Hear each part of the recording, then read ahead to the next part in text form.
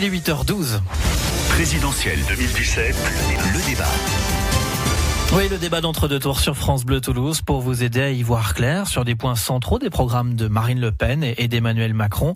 Bonjour Stéphanie Morin. Bonjour. Vous allez arbitrer ce débat entre Monique Iborra, députée de Haute-Garonne, membre du mouvement En Marche, et Julien Léonardelli, qui est secrétaire de la fédération départementale du FN. Bonjour à tous les deux. Bonjour. Bonjour. Nous avons choisi de balayer 3 grands thèmes, effectivement. L'Europe et nos frontières, la fiscalité et puis l'avenir de nos retraites et de la sécurité sociale. Le tirage au sort a désigné Julien Léonardelli pour commencer. Ce sera donc Monique Iborra qui conclura ce débat. Julien Léonardelli, pourquoi est-ce qu'il faut fermer les frontières de la France à l'heure où les tensions internationales sont vives, où on a l'impression que tout seul on arriverait à moins de choses? Pour nous protéger, tout simplement, notamment du terrorisme islamiste qui, nous le savons, fait passer les soldats de Daesh au travers donc des flux de migrants. Mais il est temps que la France soit gérée en bon père de famille, ou plutôt en bonne mère de famille. Nous devons savoir qui entre et qui se maintient sur notre sol, dans notre maison France. Le retour des frontières, c'est une source aussi d'emploi, notamment par l'installation, comme le propose Marine Le Pen, de douaniers supplémentaires. Et puis naturellement, une source de protection, je vous l'ai dit. Et une source aussi d'économie par rapport d'un point de vue économique, une source d'emploi en maintenant nos emplois en France et en maintenant nos entreprises en France. On va décliner tout ça. Pour Emmanuel Macron, Monique Iborra, en quoi pour vous mieux gérer l'immigration, favoriser l'économie, ça ne passe pas par une fermeture des frontières? Ça ne passe absolument pas par une fermeture des frontières, bien entendu. C'est en effet le postulat du Front National qui veut une France tout à fait rabougrie, comme si elle pouvait exister et en dehors de l'Europe et en dehors même de la mondialisation. Alors Emmanuel Macron, il est favorable à la mondialisation à condition qu'il puisse la transformer. Et c'est pas en fermant les frontières, et je vais expliquer pourquoi, qu'on peut en effet protéger les Français, c'est le contraire. Pour Schengen, évidemment, vous prévoyez... Schengen, c'est l'entrée, la sortie, voilà, des personnes. Vous prévoyez, qui est géré aujourd'hui, ces frontières sont gérées au niveau européen avec une coordination européenne. La réalité, c'est celle-là aujourd'hui. Demain, Marine Le Pen prévoit de recruter 6000 douaniers supplémentaires. Or, 6000 douaniers supplémentaires, c'est moins d'un douanier par frontière aujourd'hui. C'est donc complètement, au niveau du chiffre, au niveau du nombre, c'est complètement négligeable. Et au contraire, le fait d'être seuls, les Français, à vouloir... contrôler les frontières fait qu'elles seront beaucoup plus perméables qu'elles ne le sont aujourd'hui. Sur le plan économique, il n'a pas été cité aujourd'hui, il n'a pas été cité par Monsieur Léonardelli, la confusion extrême qui règne aujourd'hui par rapport à la monnaie. On va y revenir. C'est très important parce que, si vous voulez, d'une certaine manière, ça négative complètement, tout ce que veut faire Marine Le Pen du point de vue économique. Je voudrais qu'on revienne là-dessus. Juste d'un mot très par rapport important aux frontières. Du coup, Emmanuel Macron, il dit quoi? Il dit on laisse tel qu'on est aujourd'hui, ça va bien? On renforce la coordination européenne. Frontex, c'est ça? Mais bien entendu. Et le fait d'isoler la France sur la surveillance de ses frontières feront qu'elles seront beaucoup plus perméables qu'elles ne le sont aujourd'hui. Alors l'économie, justement, Monique Iborra fait allusion au débat sur retour au franc, on reste à l'euro, on crée une monnaie commune qui est une version un peu intermédiaire. Est-ce que vous pouvez un petit peu clarifier la position de Marine Le Pen aujourd'hui, le 2 mai, dans l'entre-deux tours, Julien Léonardelli? Tout à fait, je vais d'abord répondre à Madame Iborra. Au niveau effectivement des frontières, il n'est absolument pas question de se replier sur soi, d'installer des fils barbelés aux frontières de la France. Nous estimons tout simplement que en France, nous sommes effectivement maîtres chez nous et que nous sommes les meilleurs pour nous protéger, puisqu'effectivement la politique de Frontex est un échec. On le voit avec les drames qui se sont perpétrés sur le sol européen. Donc, au lieu de dépêcher notre sécurité, notre protection, il n'y a pas eu la mise en place d'un filtrage on voit très bien que le filtrage, des réfugiés en Grèce. On voit très bien que le filtrage, c'est un échec. Un échec. Je suis désolé. Quand on voit effectivement tout ce qui a pu se passer avec des protections et avec donc une politique française raisonnable sur ce sujet, mais efficace, les choses auraient été différentes. Donc, tout simplement. Après, pour revenir par rapport au franc, à l'euro. Alors il n'est pas question de revenir au franc, le franc monnaie que l'on a pu connaître.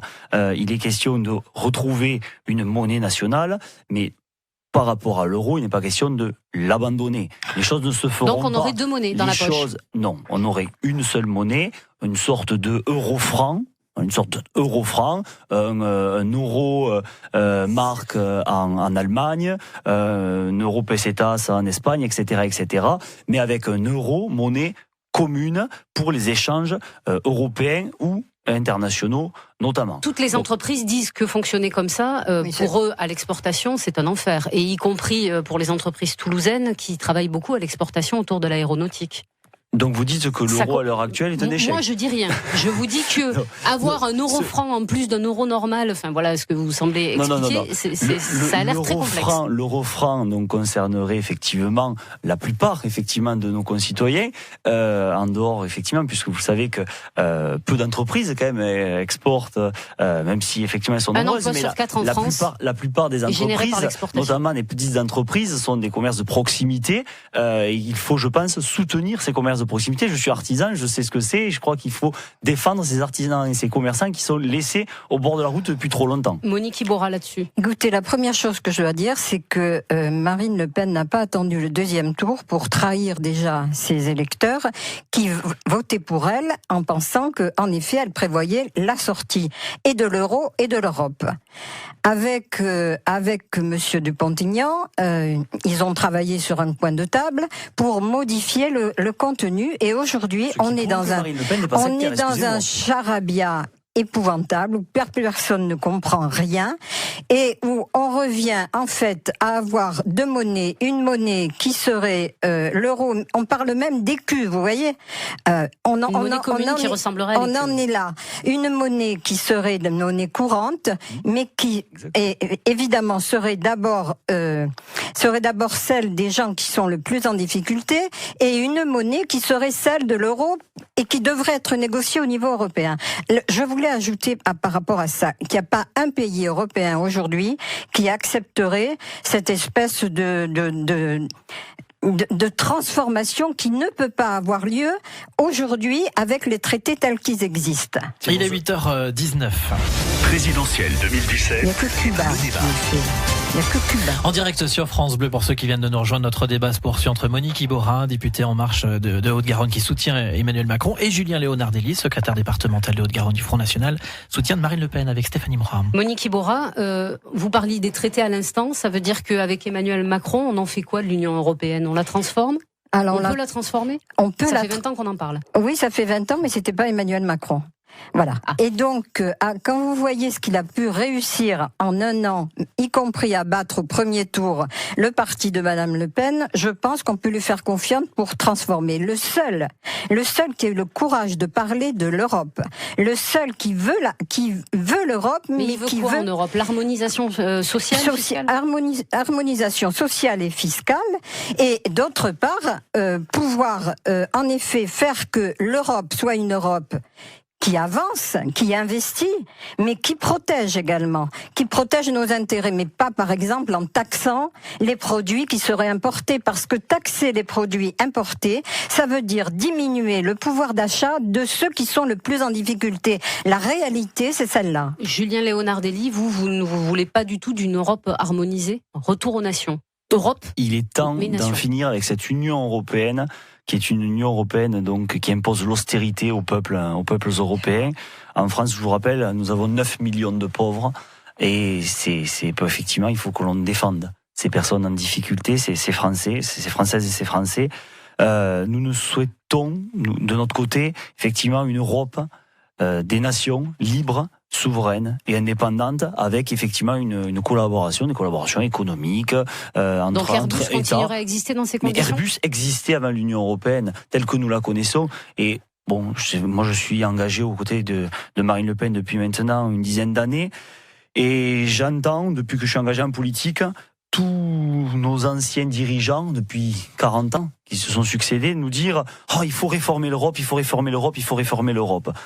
Oui, d'accord. Mais qu'avez-vous fait? Cette Europe-là, c'est vous qui l'avez construite. Donc, est-ce qu'on doit reconstruire une nouvelle Europe avec ceux qui nous ont amenés là aujourd'hui? Je ne le crois pas. Et effectivement, Madame Iborra, je suis désolé, mais effectivement, sous ces costumes de nouveaux candidats, de nouvelles personnalités, Monsieur Macron rassemble et réunit autour de lui des personnes qui ont apporté la France à l'échec. On peut citer notamment ici en local Monsieur Baillet ou Monsieur Valls au niveau national, par exemple, et j'en passe et des meilleurs. Bon, de votre côté, bon, je vous reconnais de bonne foi, puisque vous avez fait le choix d'Emmanuel Macron, bien en amont par rapport à toutes ces personnes-là. Je voudrais qu'on avance un peu si c'est pour retrouver Madame Delga, que vous avez combattu par le passé notamment, hein, c'est un peu dommage. Je voudrais qu'on avance un petit peu dans le débat et qu'on parle fiscalité, si vous le voulez bien, tous les deux.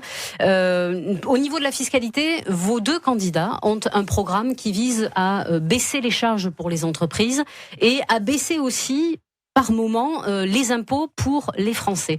Monique Iborra, la principale mesure dont on a beaucoup parlé, c'est l'exonération de la taxe d'habitation pour 80% des ménages. Est-ce que ça ne va pas pénaliser les collectivités locales ? Parce que c'est elles qui perçoivent cette taxe d'habitation. Écoutez, moi, avant de répondre à votre question très précisément, je voudrais tout simplement attirer l'attention que tout ce qui est proposé aujourd'hui dans le programme de Marine Le Pen n'est pas financé. Juste quelques chiffres pour mettre pour le contexte, parce qu'on peut difficilement couper les choses. Elle prévoit une dépense de plus de 100 milliards, avec une dette donc qui augmenterait de 98 milliards, avec des impôts qui augmenteraient au minimum de 3 milliards, avec très peu d'économies. Donc voilà le contexte général. Sur la fiscalité, oui, bien sûr, il faut baisser la fiscalité à la fois sur les ménages, c'est prévu à hauteur de 18 milliards d'euros sur 5 ans. Vous augmentez la CSG quand même. On augmente la CSG parce qu'il faut bien payer, il faut bien financer, contrairement à ce que dit Madame Le Pen, il faut bien financer l'augmentation du pouvoir d'achat. L'augmentation du pouvoir d'achat que l'on veut réaliser. Donc, sur la taxe d'habitation, c'est 10 milliards par an que l'État rendra aux collectivités locales à 1 euro près. La taxe d'habitation est aujourd'hui un impôt le plus injuste qui puisse exister. Il y a des retraités qui ne peuvent plus le payer. Il y a des gens en difficulté qui ne peuvent plus les payer, d'autant plus que ça augmente régulièrement. Julien Leonardelli, sur le côté non financé du programme de Marine Le Pen et ensuite votre vision à vous de la fiscalité. Non, le programme de Marine Le Pen est parfaitement financé puisqu'effectivement, il est financé par des économies qui sont faites notamment avec ce que nous payons à l'Union européenne que nous ne revoyons jamais et d'autres dépenses notamment. On ne revoit jamais rien de l'Union européenne parce que dès qu'il y a un projet dans la région, par exemple, s'il n'y avait pas les financements de l'Union, une fois sur deux, ça n'arriverait pas. Vous savez combien nous donnons par an à l'Union européenne? Est-ce que l'Union européenne, PAC incluse, avec les fonds FEDER, etc., nous retourne? Donc la France perd de l'argent et le reste, effectivement, est réparti. Autant que ça puisse... les agriculteurs, c'est sûr, se suicident, Madame Iborra. Les agriculteurs se suicident et ils sont laissés de côté, notamment. C'est à cause de l'Europe. C'est à cause de l'Europe. Effectivement, c'est à cause de l'Union européenne. C'est pour ça que la FNSEA appelle à voter pour le candidat européen. Eh ouais, et bien sûr, mais la FNSEA ne représente pas les agriculteurs, Madame Iborra. Ah non, il n'y a que vous qui le représentez. Non, il y a d'autres syndicats agricoles qui représentent effectivement les petites exploitants. C'est ça. En Haute-Garonne, c'est 400 exploitants représentés par la FNSEA sur plusieurs milliers. D'autres associations, d'autres syndicats, mais on aura... 3% de taxes sur les importations, Julien Leonardelli, ça veut dire que quand on va passer à la caisse du supermarché, ça va coûter plus cher aux Français, non ? Les produits français coûteront moins cher. Effectivement, ce qui permettra de pouvoir relocaliser des emplois, pouvoir faire bénéficier effectivement aux chômeurs de retrouver un emploi. Puisque vous savez, je crois, que le chômage en France explose. Et il faut donc retrouver des emplois sur notre sol. Pour retrouver des emplois sur notre sol, il faut effectivement mettre un avantage, donner un avantage à nos produits fabriqués en France, puisqu'à l'heure actuelle, sur le commerce, les produits fabriqués en France se retrouvent malheureusement plus chers à cause effectivement des différentes charges qui pèsent sur nos entreprises et sur les produits, contrairement à des produits fabriqués à l'autre bout du monde, ce qui est aussi une mesure sociale, environnementale, etc. Sur la sécurité sociale, Julien Leonardelli, vous proposez quoi ? On reste au statu quo, on garde les mêmes remboursements, on garde les mêmes avantages, tout le monde en bénéficie ? Non, sauf les étrangers. Julien Leonardelli, c'est Monique Iborra qui répond à la place de Julien Leonardelli. Je fais les réponses. Je savais pas que vous avez changé de nom. Non, il est temps, je crois, de créer une nouvelle branche de la sécurité sociale, notamment dédiée à nos aînés qui sont laissés de côté. Ah bon? Oui, nos aînés sont laissés de côté. Je vais vous dire, la semaine dernière, j'étais donc sur mon marché de Fronton et j'ai une veuve d'agriculteur qui est tombée en pleurs dans les bras. Voilà, puisqu'elle vit avec donc 400 une nouvelle branche. euros. Je vous bouscule un peu, mais le temps tourne. 400 euros par mois, c'est indigne l'aide pour des personnes médicale qui ont constitué. pour les étrangers, vous voulez la supprimer? Effectivement, oui. Puisqu'effectivement, notre pays n'a plus les moyens de payer pour tout le monde quand nos pauvres, nos retraités ne peuvent, eux, ne pas être aidés. En un mot, pour la sécurité sociale, je suis désolée, mais après, il va falloir conclure, Monique Iborra. Pour la sécurité sociale, j'ai vu que... C'est la retraite à point, vous. Non seulement c'est la retraite à point, mais aussi c'est l'augmentation du pouvoir d'achat des petites retraites, 100 euros par mois. Augmentation de la CSG. 100 euros par mois pour les retraités. C'est aussi, contrairement à Marine Le Pen, où elle veut revenir à la retraite à 60 ans, ce serait un trou de 32 milliards. Et donc, les retraites auraient le choix entre baisser ou baisser le pouvoir d'achat. On passe à la conclusion. Je suis désolée, je vous bouscule tous les deux. Mais quel est l'enjeu du vote de dimanche, Julien Leonardelli? Dimanche prochain, il y a vraiment un choix historique qui est proposé aux Français. Voilà, soit continuer avec ces politiques d'échec, d'austérité, avec les mêmes recettes, les mêmes personnes, avec, je vous ai dit, un costume neuf, ou effectivement essayer 5 ans, une nouvelle personne, une nouvelle politique de protection, une politique souverainiste pour notre pays, pour retrouver une France rayonnante. Conclusion de Monique Iborra, même question. Écoutez, je pense que vraiment, d'abord, je pense que les Français ne peuvent pas, à la suite de ce débat, particulièrement, pas de celui-là, des débats de la présidentielle, confier les clés de la France à des gens qui ne savent même pas aujourd'hui répondre à la question quelle monnaie demain. C'est sur le plan économique, ce serait non seulement une régression, mais la ruine du pays. Donc il faut être sérieux. Je sais que les Français le sont, ils le seront demain et ils voteront, même ceux qui sont indécis aujourd'hui, pour Emmanuel Macron. Merci à tous les deux pour ces explications. Débat retrouvé dans la matinée sur francebleu.fr. Et pour vous emmener un instant en studio, sachez que nous sommes impactés par des coupures d'électricité successives. Nos systèmes informatiques nous permettent d'être secourus, mais merci à nos deux invités qui ne se sont pas laissés perturber. Merci à vous. Merci à vous. Allez, on fait la route ensemble. Attention, dans le sens Blagnac-Toulouse sur l'A621, un accident entre deux véhicules vient tout juste de se produire, donc sur la voie de droite à la sortie 7 des 7 Deniers. C'est avant le stade Ernest Vallon. On a eu tout à l'heure un accident de poids lourd du côté droit du péage de Toulouse à la sortie 7 des 7 Deniers. C'est avant le stade Ernest Vallon. On a eu tout à l'heure un accident de poids lourd du côté droit du péage à la sortie 7 des 7 Deniers. C'est avant le stade Ernest Vallon. On a eu tout à l'heure un accident de poids lourd du côté droit du péage à la sortie 7 des 7 Deniers. C'est avant le stade Ernest Vallon. On a eu ce mardi 2 mai. Marine Le Pen reprend un discours de François Fillon, Romain Dezec. À l'occasion de son meeting